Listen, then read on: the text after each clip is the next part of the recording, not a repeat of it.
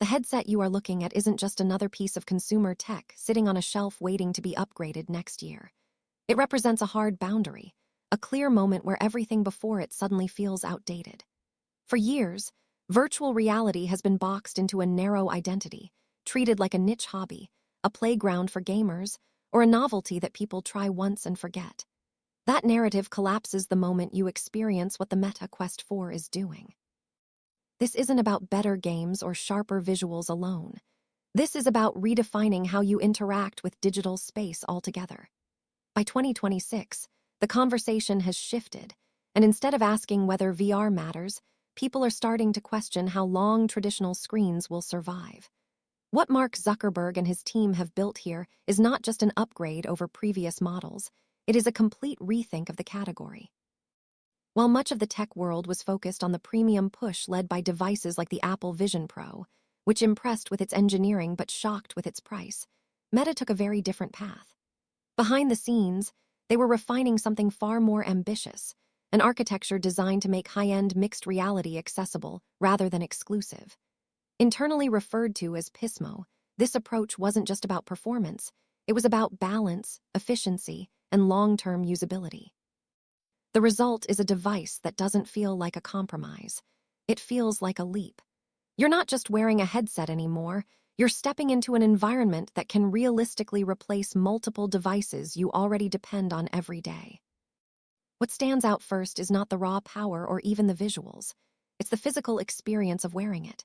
Previous headsets often felt like strapping a dense brick to your face, something you tolerated rather than enjoyed. That problem has finally been addressed in a meaningful way. By redistributing the core components, either through a rear-mounted battery system or an external compute puck, the weight is no longer concentrated on your forehead. The difference is immediate and surprisingly emotional. You stop thinking about the device and start focusing entirely on what you're seeing. Hours pass without discomfort, which is something earlier generations could never truly achieve. Once you're inside, the visual transformation becomes impossible to ignore. For years, users accepted washed-out colors, dull blacks, and visible pixel grids as part of the VR experience. That compromise is gone. The twin 4K micro-OLED displays deliver an image so sharp and vibrant that it crosses a psychological threshold. At a resolution pushing over 3,200 by 3,200 pixels per eye, the so-called screen door effect disappears entirely. Text becomes crisp, environments feel tangible, and digital objects carry a level of detail that tricks your brain into treating them as real. It's not just an improvement, it's a turning point where the technology finally meets human perception on equal terms. But the real innovation goes deeper than resolution. The optics themselves have evolved in a way that changes how your eyes interact with the virtual world. Traditional headsets force your vision into a fixed focal plane, which creates strain over time because it conflicts with how your eyes naturally focus on objects at different distances. The Quest 4 introduces variable focus pancake lenses that dynamically adjust based on where you're looking. When your gaze shifts from something close to something far away, the lenses respond in real time.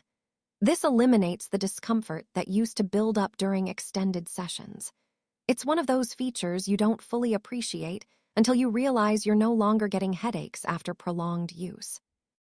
Then comes the most controversial decision, and arguably the boldest one: the removal of traditional controllers.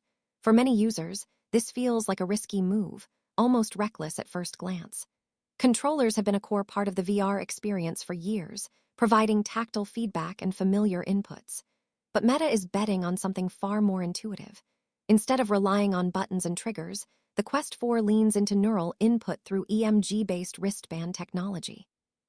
These sensors detect the electrical signals your brain sends to your hands, translating intention into action with incredible precision. You don't press a button, you simply think about the motion, and your body initiates a micro-movement that the system recognizes instantly. The result is an interaction model that feels almost surreal. You can scroll through menus without lifting your arms, type on a virtual keyboard with subtle finger taps, or manipulate objects in space without holding anything at all. It reduces friction in a way that makes traditional input methods feel clumsy by comparison. At first, it takes a moment to trust it, But once it clicks, going back to physical controllers feels like a step backward. This is where the idea of VR as a replacement device starts to make sense. When interaction becomes this natural, the barrier between you and the digital world begins to dissolve.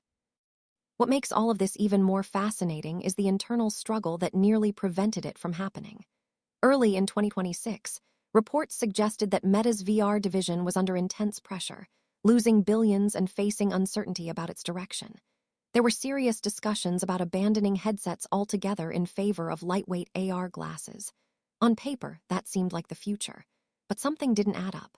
Glasses offered convenience, but they lacked immersion. And that's when the company recognized a crucial insight. People don't just want information floating in front of their eyes. They want presence. They want scale.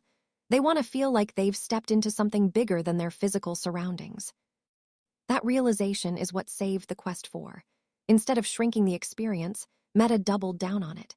They built something that delivers a personal theater, a workspace, and a social environment all in one.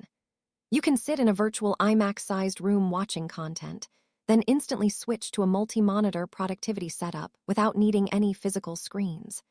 The flexibility is staggering, and it starts to challenge the very idea of what a device is supposed to be. It's no longer about hardware you carry. It's about the environment you inhabit. Calling this headset dangerous might sound dramatic, but there's a real argument behind it. Not because it's harmful, but because of how disruptive it is.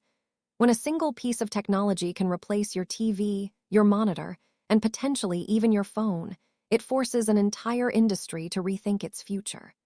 It changes habits, expectations, and even how people spend their time. And once you experience that level of immersion and control, going back to flat screens feels limiting in a way that's hard to ignore. By the end of it all, the biggest shift isn't technical, it's psychological. The Quest 4 doesn't just improve virtual reality, it challenges your definition of reality itself.